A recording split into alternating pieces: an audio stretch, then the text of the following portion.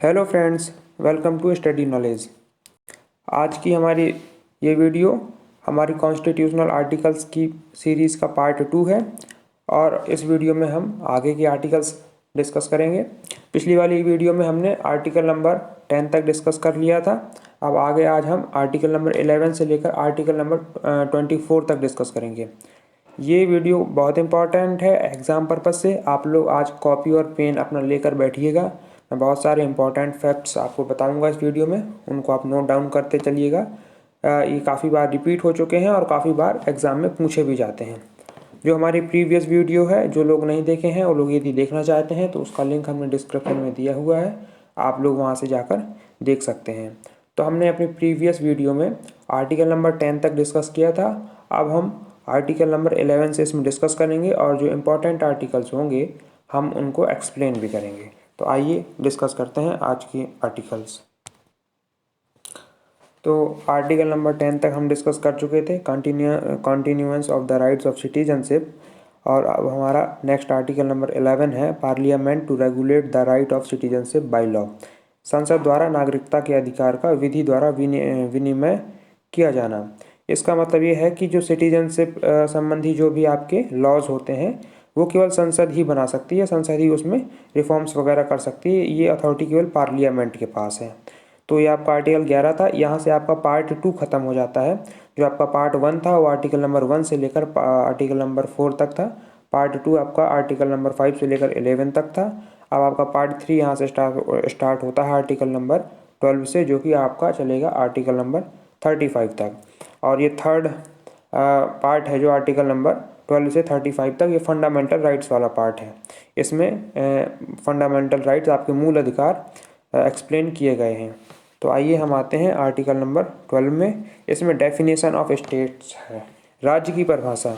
ये ध्यान रखिएगा कि यहाँ जो ये स्टेट है इसका मतलब आपके वे वाले राज्य नहीं हैं जैसे कि यूपी, बिहार, उत्तराखंड ये होते हैं। यहाँ स्टेट का मतलब ये वाला राज्य नहीं है, ये ध्यान रखिएगा। अब आते हैं हम आर्टिकल नंबर 13 में। 13 में कहा गया है लॉज इनकंसिस्टेंट विद और in derogation of the fundamental rights. मूल अधिकारों से असंगत या उनका अल्पीकरण करने वाली विधियाँ। मतलब इनके कहने का है जो ऐसे जो कानून है जो मूल अधिकारों को डिस्टर्ब करेंगी। आर्टिकल नंबर जब आप 12 को डिटेल में पढ़ेंगे तब आपको पता चल जाएगा। मैंने यहाँ पे इतना एक्सप्लेन नहीं किया डिटेल में। तो उनका जो अल्पीकरण करने वाली या उनको डिस्टर्ब करने वाली हैं वो कानून इसके द्वारा रिस्ट्रिक्ट किए जाएंगे आर्टिकल नंबर 13 के द्वारा। अब आते हैं हम आर्टिकल नंबर 14 पर। आर्टिकल नंबर 14 से आपके इम्पोर्टेंट फंडामेंटल राइट्स स्टार्ट हो जाते हैं। तो मैं आपको पहले इनका एक इंट्रोडक्शन दे देता हूँ, जो आपके 6 फंडामेंटल राइट्स हैं। इसके बाद हम आगे कैरी ऑन करेंगे। आपके शुरुआत में 7 फंडामेंटल राइट्स हुआ करते थे, लेकिन 44th अमेंडमेंट 1978 के द्वारा आपका जो फंडामेंटल राइट था कि राइट टू प्रॉपर्टी, संपत्ति का अधिकार, जो कि आर्टिकल 31 में मेंशन था, उसको हटा दिया गया है और अब वह आर्टिकल 300A में ऐड कर दिया गया है। ये इंपॉर्टेंट फैक्ट है, इसको नोट कर लीजिएगा, वीडियो रोक के नोट कर लीजिएगा। ये इंपॉर्टेंट है कि राइट टू प्रॉपर्टी किस अमेंडमेंट में हटाया गया, किस आर्टिकल में जोड़ दिया गया और पहले किस आर्टिकल में था, ये इंपॉर्टेंट है। ओके, तो अब आपके 6 फंडामेंटल राइट्स हैं वो मैं बता रहा हूँ, आप लोग देखिए। आपका जो फर्स्ट फंडामेंटल राइट है, राइट टू इक्वलिटी, समानता का अधिकार।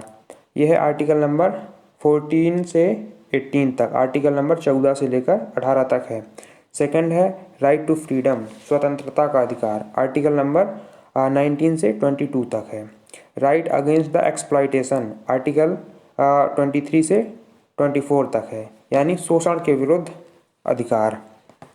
फिर है article right to freedom of religion, धार्मिक स्वतंत्रता का अधिकार। ये है आर्टिकल 25 से 28 तक। इसके बाद नेक्स्ट है cultural and educational rights. Education है, यहाँ पे आप एजुकेशनल लिख लीजिएगा, या थोड़ा हो गई है, एरर हो गई है। तो cultural and educational rights article number 29 and 30 में है, यानी सांस्कृतिक एवं शिक्षा संबंधी अधिकार। इसके बाद आपका छठवां जो मूल अधिकार है वो है राइट टू क्या है, कॉन्स्टिट्यूशनल रेमेडीज, संवैधानिक उपचारों का अधिकार। यह आपका आर्टिकल नंबर 32 से 35 तक है।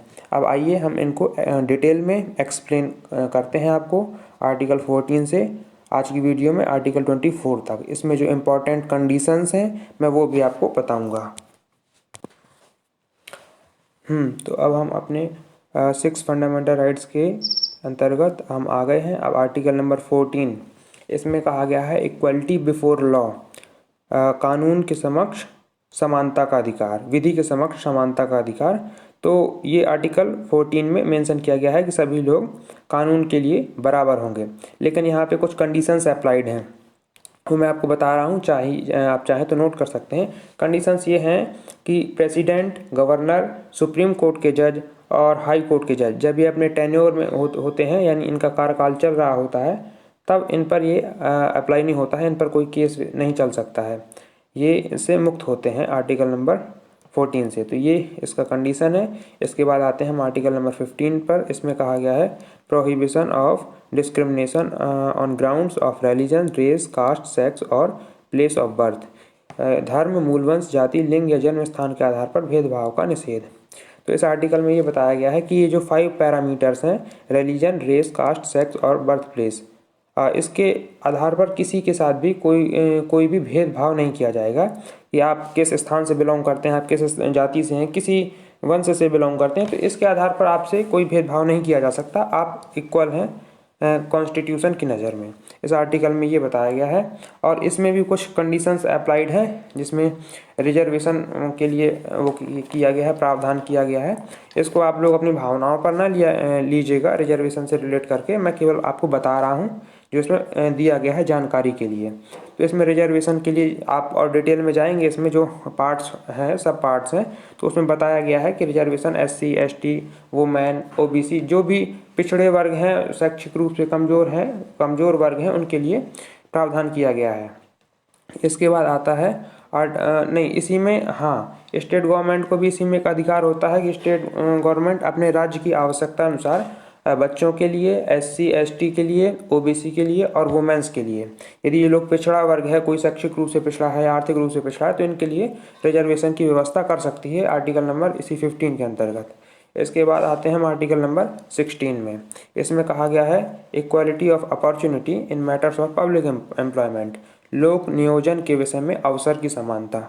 इसमें यह बताया गया है कि जो भी आपके एम्प्लॉयमेंट या जो भी सरकार के द्वारा अवसर होते हैं जिसमें आप एम्प्लॉय हो सकते हैं, तो इसमें कोई किसी भी प्रकार का भेदभाव नहीं किया जाएगा। आप किसी भी जाति, वंश, समुदाय, कुछ भी हो, सब इसमें इक्वल होते हैं, बराबर होते हैं। ये आर्टिकल नंबर 16 में बताया गया है। इसमें भी कुछ कंडीशंस हैं कि कंडीशन ये अप्लाइड है कि जो पिछड़े वर्ग हैं शिक्षा वगैरह में, जो नहीं अफोर्ड कर पा रहे हैं, तो उनके लिए सरकार प्रावधान करके उनको बराबर की स्थिति में लाने का प्रयास कर सकती है।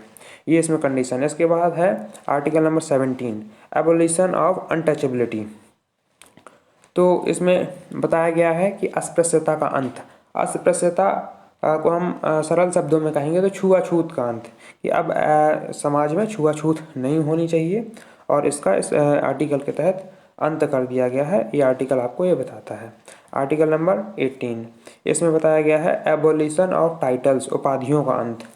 तो ये आर्टिकल जो है ना, टाइप की जो उपाधियाँ हुआ करती थी पहले के टाइम में, कि जैसे कि नाइटहुड रविन्द्रनाथ टैगोर जी को एक उपाधि मिली थी, तरह तरह की उपाधियाँ हुआ करती थी, उनका सबका एंड कर दिया गया है कि अब लोगों को उपाधियाँ नहीं दी जाएंगी, क्योंकि हम एक बराबर और एक इक्वलिटी वाले समाज की कल्पना कर रहे हैं। यहाँ हम उपाधियों को देकर किसी को बड़ा और किसी को छोटा नहीं दिखा सकते हैं, यहाँ पे सब बराबर हैं। तो इसीलिए इस आर्टिकल में इसका टाइटल्स का एबोलिशन किया गया है। अब है आर्टिकल नंबर 9, ये बहुत इंपॉर्टेंट आर्टिकल है आपका, आर्टिकल नंबर 9, इसको बड़े ध्यान से देखिएगा और चाहे तो नोट भी कर लीजिएगा। इसमें बताया गया है protection of certain rights regarding freedom of और स्पीच एटसेट्रा, वाक स्वतंत्रता आदि विषयक अधिकारों का संरक्षण। तो फ्रेंड्स, बेसिकली आर्टिकल 19 में आप जब डिटेल में जाएंगे, मैं अभी बता देता हूँ आपको, ये इंपॉर्टेंट है इसलिए इसका डिटेल से बता रहा हूँ। इसमें 7 राइट्स थे। ABCDEF ऐसे करके article 19A, 19B, 19C, 19D ऐसे करके 7 राइट्स थे। 44 कॉन्स्टिट्यूशन अमेंडमेंट के द्वारा जो इसमें 19F था उसको हटा दिया गया, बाकी 6 अभी भी हैं। जो आपकी प्रेस की स्वतंत्रता है इसी में इंक्लूड है। मैं बताता हूँ वो 6 कौन से हैं, अभी आपको मैं दिखाता हूँ। तो हम आ गए हैं आर्टिकल 19 में, इसके अंदर हम घुस चुके हैं। इसमें 6 राइट्स जो डिटेल में दिए गए हैं मैं आपको बताता हूँ। तो आर्टिकल 19A है, ऐसे 6 हैं, पहले 7 थे, एक हटा दिया गया, अब 6 बचे हैं, वो मैं बता रहा हूँ आपको, ध्यान दीजिएगा। ये आगे नहीं बढ़ रहे हैं, ये आर्टिकल 19 के अंदर के पार्ट्स हैं, इसको ध्यान दीजिएगा। तो article 19A freedom of speech and expression, आपको बोलने की और अभिव्यक्त करने की स्वतंत्रता है आर्टिकल 19A में। इसी में ही प्रेस की स्वतंत्रता भी इंक्लूड है आर्टिकल 19A में ही। फिर आर्टिकल 19B है, ये बोलता है freedom to assemble peacefully and without arms. ये आर्टिकल 19B प्रावधान करता है कि आप कहीं पर भी शांतिपूर्वक इकट्ठे हो सकते हैं बिना हथियारों के। हथियारों के साथ इकट्ठे नहीं होना है, बिना हथियारों के। Article 19C freedom to form association and unions, कि आपको संगठन और एसोसिएशंस बनाने की स्वतंत्रता है आर्टिकल 19C के according. Article 19D freedom to move freely throughout the territory of India, कि आप पूरे भारत में बिना किसी बाध्यता के स्वतंत्रतापूर्वक घूम सकते हैं, अपनी इच्छा अनुसार कहीं भी घूम सकते हैं, ये आर्टिकल 19D बताता है। Article 19E to reside and settle in any part of the territory of India, आप अपनी इच्छा के अनुसार भारत के किसी भी कोने में आप निवास कर सकते हैं। पहले जम्मू कश्मीर को लेकर रिस्ट्रिक्शन था, लेकिन अब वो भी नहीं रहा, तो आप भारत के किसी भी कोने पर अपनी इच्छा के अनुसार निवास कर सकते हैं। आर्टिकल 19F ओमिटेड, ये हटा दिया गया है। 44 इसमें देखिए लिखा हुआ है अमेंडमेंट 1978, ये बहुत इंपॉर्टेंट है, कभी कभार एग्जाम में पूछ लेता है कि किस अमेंडमेंट में हटाया गया था। और यहाँ पे प्रॉपर्टी का राइट था, जो कि अब आर्टिकल नंबर 300A में इंक्लूड कर दिया गया है। इसके बाद आर्टिकल 19G है, इसमें बताया गया है टू प्रैक्टिसाइज एनी प्रोफेशन और to carry on any occupation, trade और बिजनेस। इसमें बताया गया है कि आप भारत में अपनी इच्छा के अनुसार कहीं पे भी अपना व्यापार बिजनेस स्टार्ट कर सकते हैं, इसमें कोई रिस्ट्रिक्शन नहीं है। अब हम आते हैं 19 के बाद अपने आर्टिकल नंबर 20 पर। आगे ये 19 के कुछ, तो जैसा कि मैंने अभी आपको दिखाया 19 के पार्ट्स में आप लोग देख चुके हैं कौन कौन से पार्ट्स थे और कौन हटा दिया गया। अब हम आगे बढ़ते हैं आर्टिकल नंबर 20 में, protection in respect of conviction for offences, अपराध के लिए दोषसिद्धि के संबंध में संरक्षण। ये बहुत इंपॉर्टेंट नहीं है, बहुत कम पूछा जाता है, लेकिन पूछ लिया जाता है। आप इतना ही पढ़ लीजिएगा जितना इसमें दिया गया है, इतना इंपॉर्टेंट है। और हाँ फ्रेंड्स, मैं अभी बताना भूल गया, आर्टिकल 19 के बारे में इम्पॉर्टेंट फैक्ट ये है कि जब इमरजेंसी लग जाती है, इमरजेंसी मीन्स नेशनल इमरजेंसी लग जाती है, राष्ट्रीय आपातकाल लग जाता है, तो सबसे पहले आर्टिकल नंबर 19 सस्पेंड हो जाता है। सबसे पहले ये वाला आर्टिकल आपका सस्पेंड हो जाता है आपके फंडामेंटल राइट्स में, तो ये बात ध्यान रखिएगा, ये इंपॉर्टेंट है। आते हैं हम आर्टिकल नंबर 21 पर, protection of life and liberty. इसमें है प्राण एवं दैहिक स्वतंत्रता। ये आर्टिकल जो 21 है, इमरजेंसी लगने पर भी ये सस्पेंड नहीं होता है, ये आपका आर्टिकल हमेशा आपके पास रहता है, कभी आपसे छीना नहीं जा सकता, ये परमानेंट आर्टिकल है।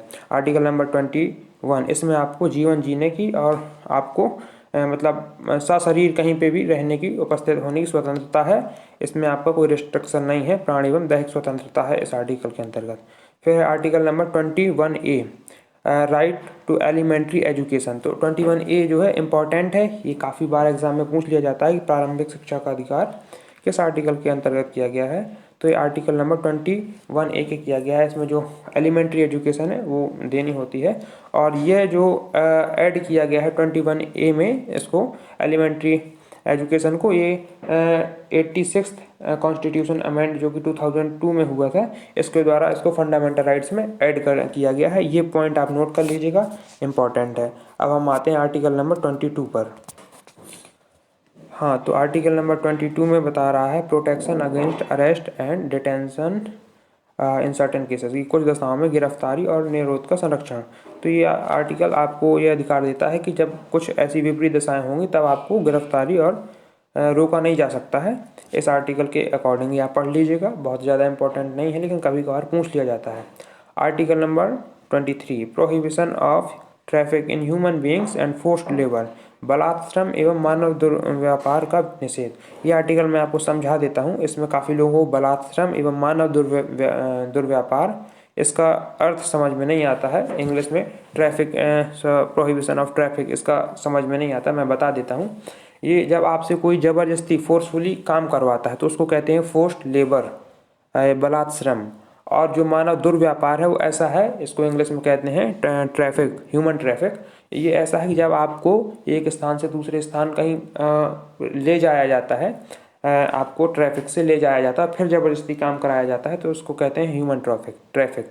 तो आर्टिकल 23 ये ह्यूमन ट्रैफिक एवं फोर्स्ड लेबर का रिस्ट्रिक्शन करता है, इसको प्रोहिबिट करता है, तो इसमें इसका निषेध किया गया है। Article number 24 prohibition of employment of children in factories etcetera, कारखानों में बाल श्रम का निषेध। तो ये आर्टिकल नंबर जो 24 है, ये जो है कारखानों में छोटे छोटे बच्चे होते हैं जो बालिग नहीं होते हैं, उनसे जो ज़बरदस्ती काम कराया जाता है उसका निषेध करता है आर्टिकल नंबर 24। तो ये आपका यहाँ पे ये तीन उसके जो पार्ट थे, तीन पार्ट नहीं, तीन सब पार्ट थे फंडामेंटल राइट्स के हो गए। पहला आपका पार्ट था 14 से 18 तक, दूसरा पार्ट था आपका 19 से 22 तक, और तीसरा पार्ट था 23 और 24। अब आगे जो आपका आगे है 25 से स्टार्ट होता है, इसको हम नेक्स्ट वीडियो में डिस्कस करेंगे। नेक्स्ट वीडियो में हम सारे फंडामेंटल राइट्स ख़त्म कर देंगे, फिर हम आगे जो भी होगा आगे उसमें डिस्कस करेंगे। तो आज की वीडियो में फ्रेंड्स हम यहीं तक करेंगे। अच्छी लगी हो, यूजफुल लगी हो तो सब्सक्राइब कर लीजिएगा। आगे हम और भी ऐसी वीडियोज़ लाते रहेंगे। और जिन लोगों ने पहली वाला वीडियो नहीं देखा है, पहला पार्ट नहीं देखा है, उनके लिए लिंक डिस्क्रिप्शन में दिया हुआ है, आप लोग देख सकते हैं। Thank you friends.